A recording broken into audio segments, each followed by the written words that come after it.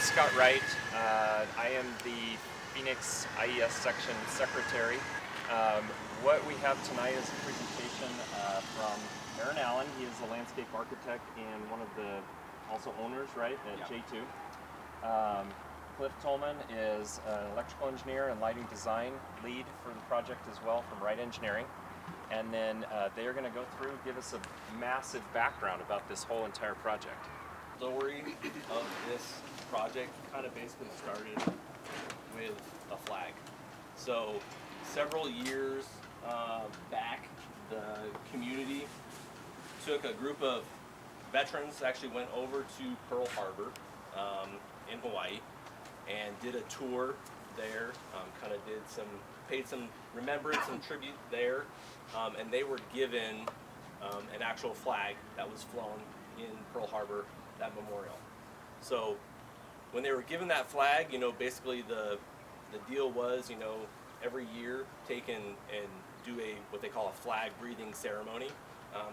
They open it up, they turn it towards the different angles of the compass, and that's the flag breathing ceremony, honoring and just paying tribute to everybody, all the veterans and everybody that has served throughout kind of just history. So they were just really kind of inspired by getting that flag and the treatment that they received and just seeing that memorial. And so from that experience, they just wanted to, see if they could do something more. So that started them on the process of, hey, we'd like to try to have, some sort of piece of the USS Arizona to maybe build something around it. They were kind of thinking maybe they'll get like a little bolt or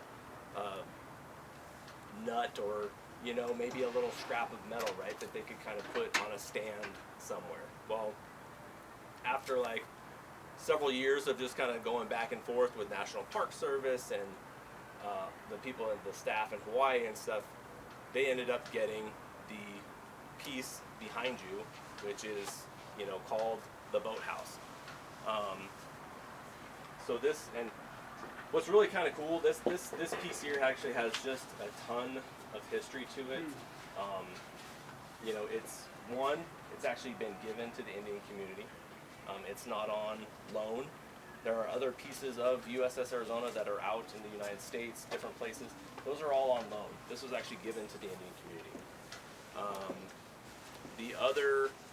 So this is also like the largest piece that's actually on the contiguous United States.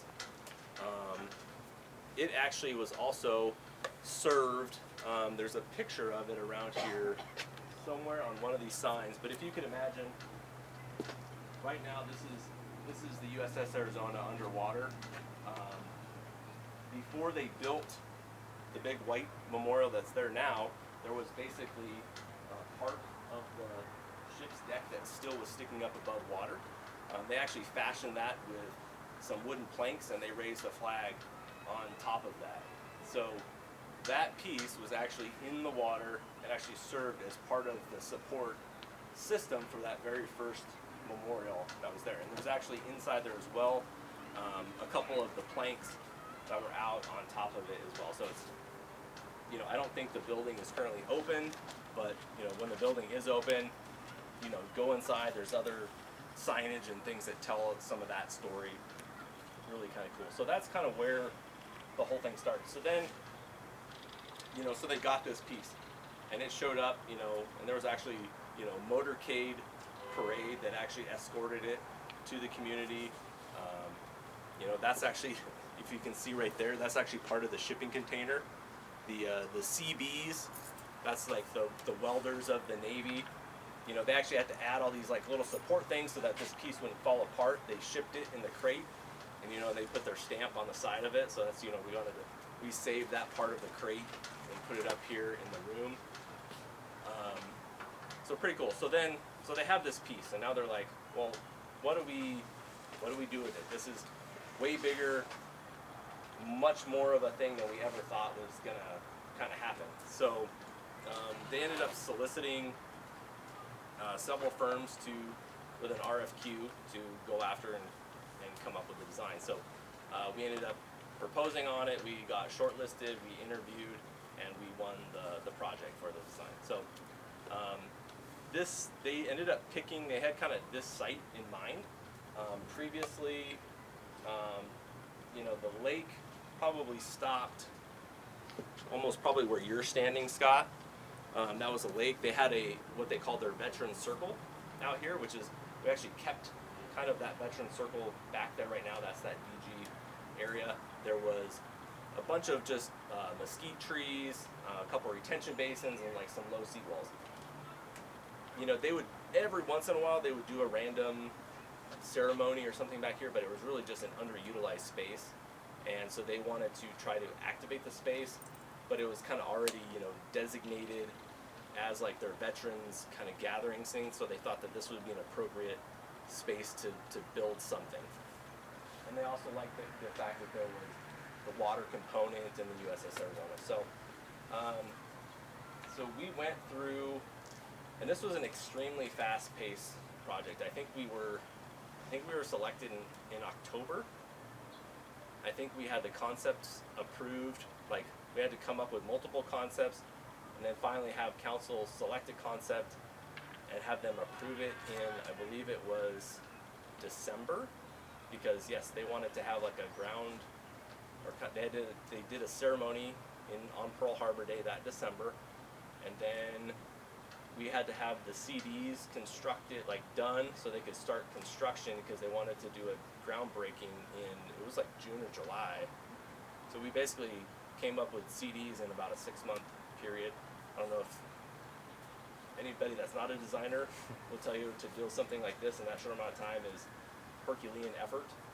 And then they ended up building it and having it open in February, basically right before pandemic lockdown, which was kind of a tragedy, is that, you know, this thing has kind of sat here for basically 2 years without really the publicity of, you know, acknowledgement of it really being here, just because of that. But They did have an event on Pearl Harbor on December 7th yes, that year as well. Yes. It was open enough that they Yes. could hold an event. Yep. And then the grand opening was. Yep. So let's see here. So this concept here was, you know, like I said, multiple different concepts, but this concept here, we dubbed it, it was called the individual. And so it's, what you see is there's over 1,500 of these, what we're calling commemorative columns. They're all different heights. They actually make a to scale outline of the actual footprint of the USS Arizona. So it actually goes from, you know, bow to stern, crosses the street to the north, and that is actual. This is the actual size of the USS Arizona. You know, we wanted to do that to just, so as you walk around, you started to get the scale of the ship and the immensity of the ship. You know, so these are the turret rings that if you were to go over to Hawaii right now, you would actually see those still somewhat above the surface of the water and in the water. You know, when the water is actually really clear, there's an I-beam metal structure that actually juts out into the lake, supports all these. You actually kind of get this real just kind of ghosted, faint outline, you know, of the ship. So it's pretty cool to kind of just see that and start tying it back to the actual ship. But like I said, it's all about the individual. You can see, so wherever there's a gap, the shorter columns, that's actually somebody that survived the attack, versus all the other ones that will eventually, the lights will come on. That's somebody that actually didn't survive the attack and passed away. So, you know, walking around, you kind of automatically get that immensity of like, wow, how many people actually lost their lives in such a short span of time, versus actually surviving that terrible attack. You know, and they're all different sizes, because, you know, one of the things is that, you know, in the military, you got everybody's different ranks, everybody's, you know, different backgrounds and stuff, and yet they all come together for like one solid purpose. You know, that's why we use like the galvanized material, just knowing that it's not like this perfect shiny stainless steel. You know, none of us are perfect. It has flaws, it has little embellishments. It's going to change in patina and just be different over time. So we're just really trying to represent, you know, some of those things about just human nature and humankind as it is.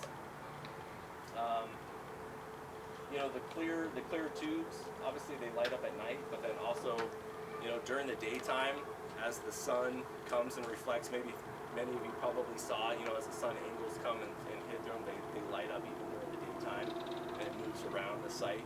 So wanted to try a lot of just playing with light.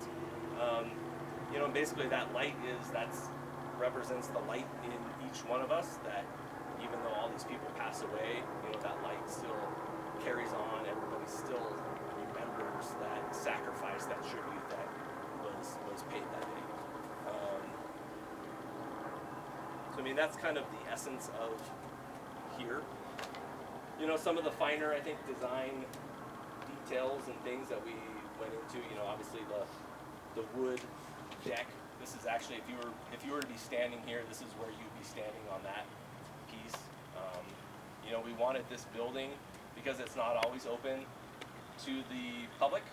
It's not always manned, so we wanted clear sight lines so that you could actually come up to it, you know, any time of day. If it's open, if it's closed, go in and be able to see the relic, to actually be able to stand in the garden and look out through, you know, across the lake. That would be that same position that you'd be standing in if you're actually standing on the USS Arizona. You know, trying to do little things like just recreating the ship's battle rail in guardrail. You know, the other thing about the columns lining the perimeter is there's a military tribute that whenever a ship comes into Pearl Harbor, they call it, you know, manning the deck. And so everybody they actually line up and actually salute Pearl Harbor as they come in. So that's the other, you know, forming that perimeter of alignment. So, you know, the building here, this is actually, you know, you can kind of see with the concrete sides, we try to make that look just, you know, a dark gray, you know, try to make it look like this weathered steel with like rivet holes and bolts. We wanted to bring in, you know, just some of the warmer colors of like the copper and things like that. We're just representative of Arizona, but then also just to kind of contrast with some of the coldness of some of the other grays and things that are out here. But with that, we'd probably walk around. It started the war. It kind of outlines the attack. And then actually, yeah, so here's kind of the beginning story. And it kind of goes from the beginning to the end and tells the whole story of the Pearl Harbor attack and even coming out of it and how things changed. You know, here this is actually telling about how the first memorial got funded by Alpha's throwing a funding. So just kind of stuff like that. You know, these stainless steel blocks here, they actually have the name and rank of everybody that was aboard the ship.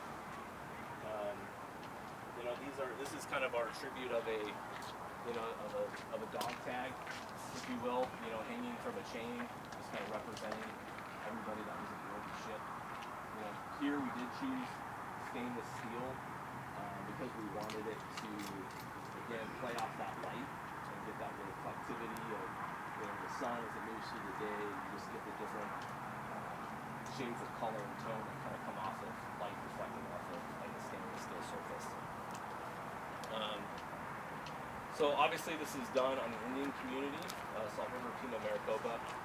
So they wanted to just make sure that, you know, when you came to this place that you actually knew that you were on the Indian community. They didn't want this to be thought of as just someplace else. So tried to play into a lot of just some of their cultural heritage. So these are planters here, these raised planters. You know, you can see that has the interlocking hand symbol that we customized to make those raised planters and seats. You know, we kept the kind of that original veteran circle, just having that connection to like the earth when they're doing different ceremonies. That's like a big thing, to have that connection to the earth when they're doing these ceremonies. You can see the paver pattern that's laid out, you know, has that, it's a traditional Pima basket weave pattern in the pavers as well. So here we can kind of move around.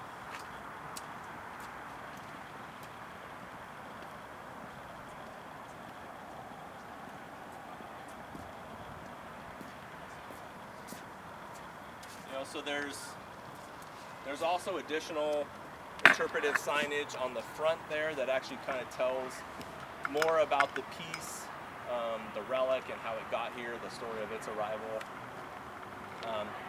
You know, while this was being built, the Great Wolf Lodge was also being built. So we actually ended up creating several of these different little overlook nodes, kind of just different areas just off by them side, so that, you know, people can kind of maybe get away, get a different angle to look and view the memorial, just maybe have just a more contemplative space by yourself. There's also this shared use pathway that runs all the way down to Hummingbird that was added with this project, and there's several little seating nodes along, and that's just to help be able to bring people to the space. You know, if they're coming for a spring training game, maybe they're staying at Great Wolf Lodge, have that connectivity just to be able to unite, you know, all the different spaces through here. Aerial perspective, you kind of have this the main corridor here, which all the flagpoles align on. And so basically, if you can imagine like a ship's mast that was, you know, in a vertical cross position, we ended up laying that down, and all the support guy wires would be, which are these little parallel paths that run up to it, would be those support guy wires. The USS Arizona was like an extremely decorated ship, so it actually, if you see battleships and things, you'll see, you know, they always have the awards that they've won and the accolades up on their ship's mast, the flag mast and stuff. So that's kind of why this garden was laid out in this configuration. You know, strong main axis here that actually aligns up through the other flagpole. Some of the subtle things that you might notice is that, you know, if these are all of our soldiers here, you know, every single one of them has been turned and rotated, and they're paying tribute to the U.S. flag. Again, the stabilized species pathways on the sides, just giving that connection back to the earth and that cultural kind of connection with the Indian community. In here you'll see these little oval benches. These are kind of the life boats, if you will, that you would have seen on the ship. And each one of those lifeboats actually has a quote from a survivor that day, so you can go up there and just read some of those. They're pretty impactful to basically get that first-hand account, and we actually glean those from basically military reports that the Navy had, and so you're gleaning through those different documents and, you know, pulling just some of these quotes and just trying to relate that first-hand experience again. People that just, you know, wanted to help out, and if they could give $5 or $10 or whatever they did, and that just goes to the fund that just helps to keep the electricity on. People felt just like they wanted to contribute something, make a profit off of this or anything. This is for the public. This is for people to come and enjoy and see the space. You can kind of see that it goes across the street, enhanced crosswalk, pavers. The spine actually goes all the way out to the tip there. All these large trees that you see here were actually salvaged and replanted. We had about 30% of them die off, so we ended up doing a lot of field changes, and I actually think it ends up blending kind of a better just mix to the entire thing now. But I mean, to be able to have an instantaneous tree canopy out here is pretty amazing, especially during the hot summer days. I'm trying to think of any other thing that might be interesting. When you guys went through and did all this planning, who did you go through to interview and things like that, as far as like perfect time? As far as being able to gather all this information, like who did you have to go through or to for the resources and things like that? So it was just history books. You know, there was a couple gentlemen, some veterans with the community that happened to be World War II buffs. There's Lisa Ransenberger, who did all the interpretive signage. You know, just dug and dug and dug through a lot of material. you know, we still, you know, that's like one of the amazing things about it is you think that nothing can be discovered about this anymore, but you know, we're coming through, combing through different things, and you know, we're finding one fact sheet over here that's saying this information, and then we're finding another fact sheet over here that has like conflicting information, and so then trying to talk to somebody in maybe like national parks or the naval and say, hey, which one of these is accurate? And then sometimes they're like, you know, so that was kind of interesting things. But so yeah, so now all the lights are on. You know, the taller lights here on the outside, we just wanted to kind of give this interior garden just a real sense of enclosure to kind of block it out, try to help block out some of just the noise of parking lot and fields and things like that.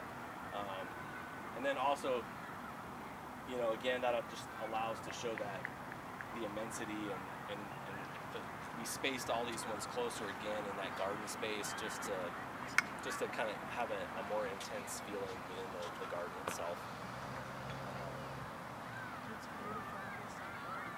Thank you. So, you know, one of the things like the building, so now you can see lit up at night, which is pretty neat. That building itself, so there's the glass enclosure that the relic is sitting in, you know, had to have special climate controlled and everything like that, just like, you know, the Liberty Bell would be or something like that. They wanted to make sure it didn't oxidize it.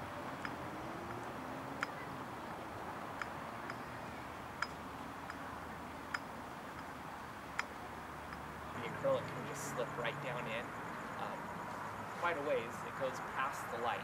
The light is inside the acrylic, but then there's a stop in there and then a plate with a hole in it. There's a plate in there that the light just can rest on. It can just sit in that plate that was fashioned for it, and the wire can come right up through the bottom.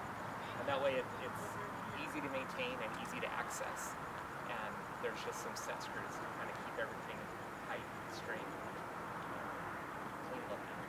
There's a coil of wire below it, so they can just pull the whole thing out, do the maintenance on it they need, and have plenty of times of cutting wire back before they have to go back and do major replacement. Low voltage. They're all low voltage. Yep.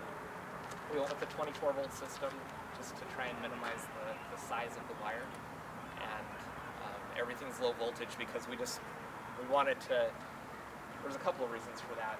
Dealing with the water, we wanted to minimize what was needed to be done to that structure to make it safe from an electrical standpoint, and then just maintenance and installation. Wait, so water and electricity doesn't mix? How do you tell me this? Sometimes. So the low voltage solution from an installation standpoint, it was nice because we were able to work with a contractor too and kind of work through some pricing at this point. You know, we were into the plan development phase, and the contractor was on board to help us with determining how to cost effectively install this. And it was determined that, you know, our preference was to individually pipe in and out of these with just PVC sweeps, just from one to the next, and from a cost standpoint that could work out.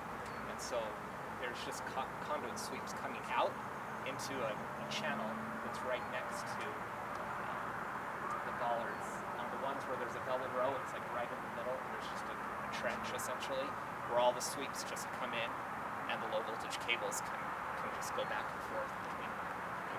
So all of those cables all come back into a room back here. There's a wall of transformers. And so this is their irrigation lake for the whole facility.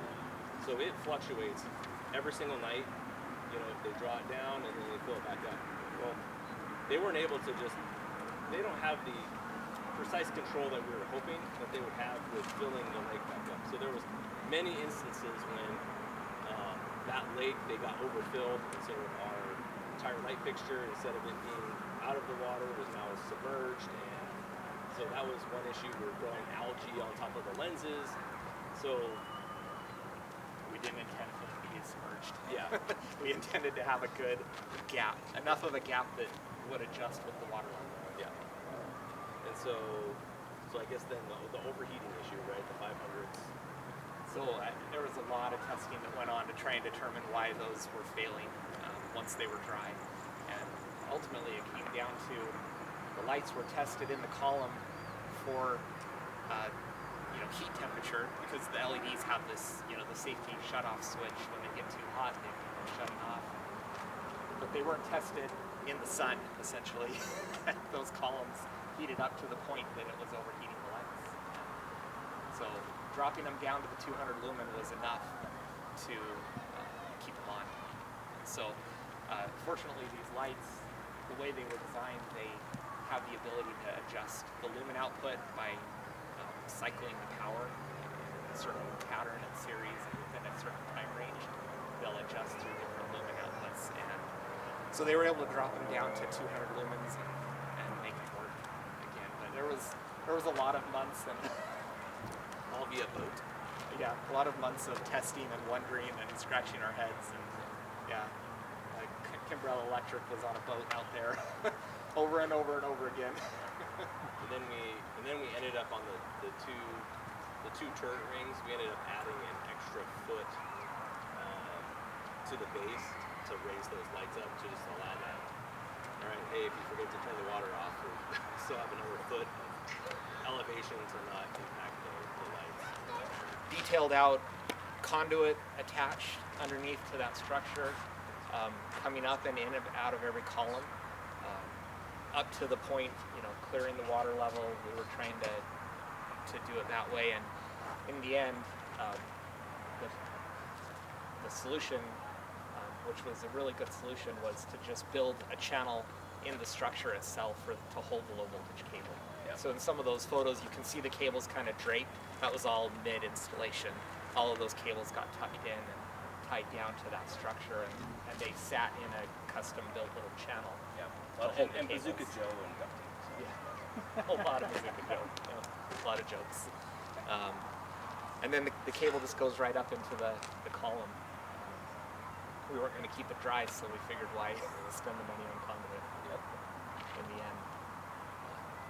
And it worked out to be a lot easier solution to construct and overall to maintain.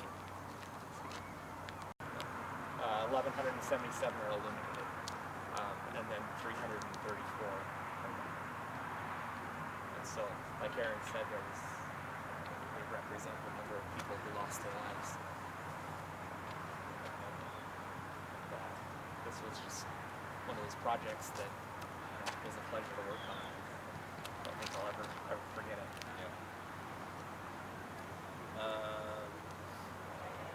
Yeah, actually, just last weekend, ACEC recognized it. It won it was the grand award in its category, and it won the best project over $2.5 million. And it also won the Judges' Choice Award. November 11th, it's getting an award from ENR for best in the Southwest project in its category. Funny challenges from the flagpole lighting that we had never worked with a solution like this, where the light is in the top and it moves with the flag. The whole system shipped and came out, and it's a really cool system and structure, and they got it out here and they unpackaged it, and they said, well, how do we get the conduit in?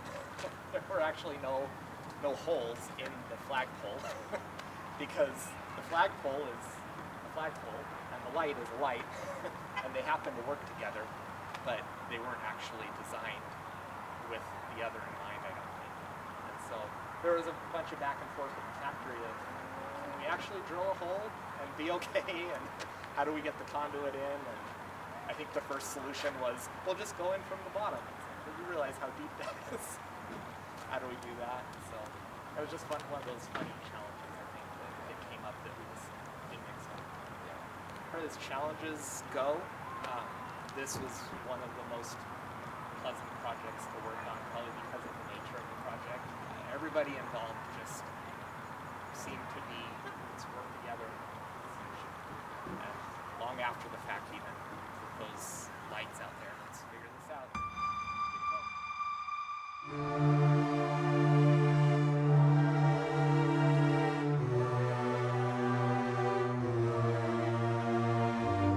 December 7th, 1941,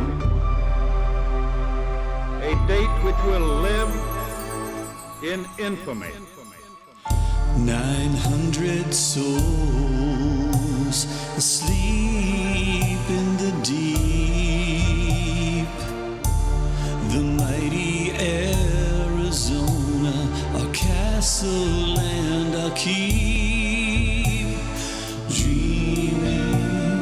Dreaming of that fateful day.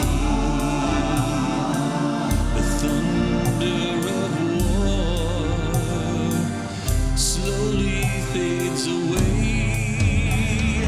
Black tears rise as rainbows, iridescent on the water.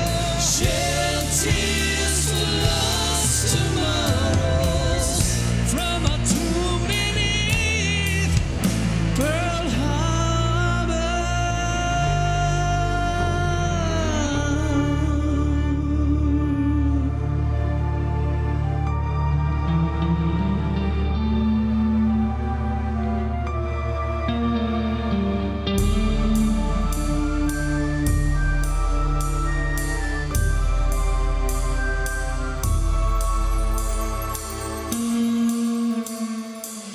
One last rising sun, and terror fills the skies, consumed in chaos and caught up in surprise.